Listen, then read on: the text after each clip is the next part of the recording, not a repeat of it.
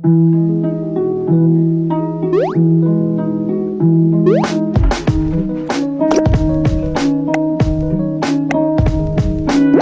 teman-teman semua, kita dari podcast Pink Pong. Aku Aurel. Dan aku Sherina. Kali ini kita bakal ngebahas suatu topik yang panas banget nih Rel, tapi pastinya juga tetap penting, yaitu membedakan peran rumah tangga berdasarkan gender. Masih relevan gak sih di zaman sekarang? Waduh, iya sih, itu menurut aku juga kayak topik yang penting banget ya. Soalnya masih banyak nih, walaupun zaman kita udah modern, tapi aku nggak tahu juga masih banyak orang-orang yang membedakan kasta-kasta gitu loh. Berdasarkan gender ya, kayak laki-laki tuh kesannya lebih tinggi dan wanita kerjaannya cuma di rumah. Betul. Kadang wanita disuruhnya kayak ngurus anak aja, ngurus rumah tangga, kayak bersih-bersih rumah, cuci baju, cuci piring gitu. Nah betul banget. Nah ngomong-ngomong tentang kesetaraan gender, aku baru aja baca suatu cerita tentang seorang perempuan nih yang bernama Hannah Nileman, yang dikenal sebagai ballerina farm di sosial medianya. Nah itu contoh yang unik banget karena dia itu dulunya seorang ballerina dan seorang model yang terkenal, bahkan sampai ngikutin ajang model yang internasional gitu. Nah tapi sekarang dia full ngurusin rumah tangga, ngurusin anak-anaknya, sampai ngasuh 8 anak tanpa bantuan neni sama sekali, tanpa bantuan pengasuh. Wah, 8 anak, bayangin. Dari seorang balerina jadi harus ngasuh anak, itu kan kayak harus ada proses buat ngerubah sikapnya kan. Itu pasti susah banget sih menurut aku.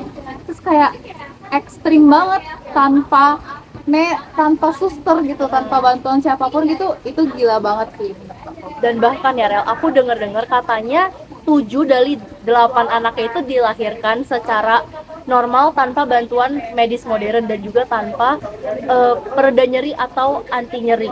Wah, bener, satu anak aja dilahirin udah susah banget ya, apalagi 7 tanpa peralatan medis modern, tanpa obat pereda nyeri apapun. Itu tuh kayak menurut aku parah banget sih. Itu pasti kayak sakit banget nggak sih, Sher? Pastilah, apalagi ngelahirinnya secara normal. Aduh. Nah, terus orang-orang juga heran dan mengkritik keluarga ini karena banyak yang bilang ini tuh bukti dari patriarki, di mana seorang perempuan itu harus rela buat terima sakit dan berkorban demi title seorang ibu yang baik. Padahal ya, seorang perempuan itu harus dapat perlakuan yang layak juga. Dan jadi ibu itu nggak cuma tentang nahan sakit, tentang melahirkan, tapi bagaimana cara dia memperlakukan anak-anaknya. Setuju nggak sih, Rel? Setuju banget dong. Kayak menurut aku semua tuh harus balance ya teman-teman. Nggak ada yang lebih tinggi, nggak ada yang lebih rendah. Sama aja, semua tuh derajatnya itu semua sama. Terus aku juga ada lihat deh kayaknya di salah satu wawancara si anak Nilem ini sama suaminya. Aku ngerasa di situ tuh kayak si suaminya ini lebih mendominasi untuk menjawab pertanyaan dari si pewawancara ini dibanding si Hannah Nilem. Padahal di sini posisinya yang berkorban ya si Hannah Nilem, yang berprestasi si Hannah Nilem. Tapi kenapa pertanyaannya itu semua dijawab sama si suaminya? Itu aku bingung banget sih. Bahkan kesannya kayak Hana itu nggak bisa berdiri buat dirinya sendiri ya, apa-apa Betul. harus suaminya yang bantu, suaminya Iya. lagi. Padahal aslinya Hannah Nilem bisa nggak sih, buktinya aja dia udah jadi balerina, udah jadi model, itu aja udah menunjukkan seberapa kerja kerasnya dia untuk menggapai mimpi-mimpi dia, tapi harus dihancurkan dengan stigma-stigma yang buruk banget kan. Betul. Terus ada juga satu momen yang lumayan viral juga nih di sosial media, ketika si Hana itu ulang tahun. Nah, momen ulang tahun itu harusnya jadi momen yang spesial gak sih? Apalagi dirayainnya sama suami, sama keluarga. Betul banget, betul. Nah, tapi di hari ulang tahun Hana yang sangat spesial ini, suaminya cuma ngasih dia sebuah apron. Gak cuma apron biasa, bahkan itu adalah sebuah apron telur. Yang padahal si Hana ini udah sering kali bilang ke suaminya kalau dia itu mau tiket ke Yunani. Benar banget, itu kayak gambarannya tuh kayak perempuan tuh seringkali dipinggirkan, kayak diremehin gitulah keinginannya, karena ya dasar stigma-stigma itu yang dimana perempuan itu ya ujung-ujungnya bakal balik lagi ke dapur, bakal balik lagi ke rumah tangga, nggak bakal tuh yang adanya perempuan sukses jadi bos-bos besar gitu. Itu menurut aku nggak banget sih kayak gitu. Sebenarnya hal-hal kayak gitu kalau menurut aku itu karena budaya patriarki yang udah mengakar sejak lama, jadi di turun temurun dianggap sebuah hal yang normal, padahal sebenarnya itu normal nggak sih? Kalau menurut aku ya, mungkin zaman dulu memang patriarki itu dianggap nggak normal ya. Cuma kalau untuk zaman sekarang itu, patriarki itu menurutku hal yang nggak normal dan nggak harus nggak harus dilestarikan, karena kayak yang tadi udah dibilang ya, kalau soal derajatnya itu semua sama, nggak ada yang beda baik cewek maupun cowok.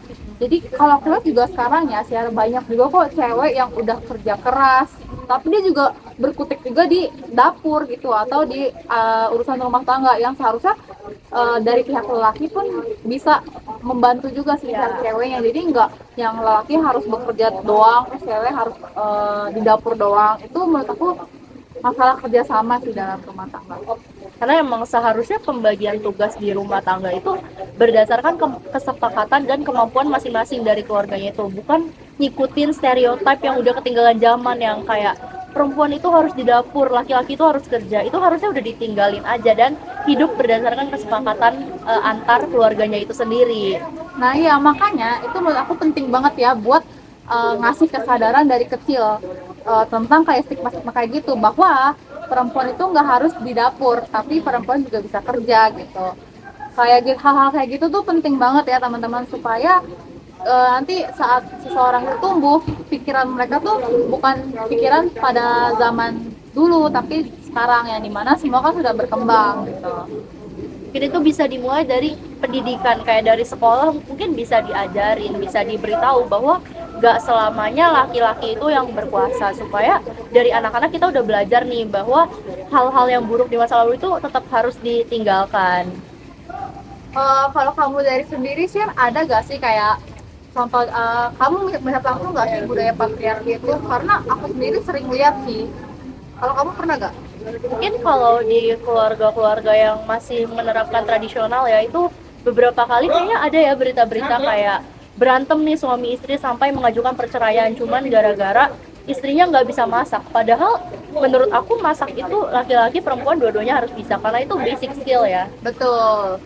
Laki-laki kalau nggak bisa masak, kalau semisal nggak ada pasangannya, masa mau bergantung terus sama Ya. perempuan, kan nggak mungkin ya.